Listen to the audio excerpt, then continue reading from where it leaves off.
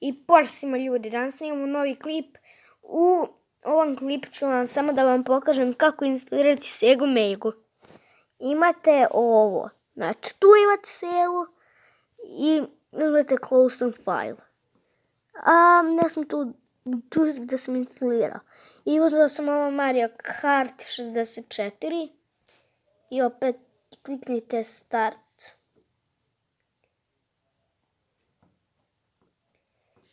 I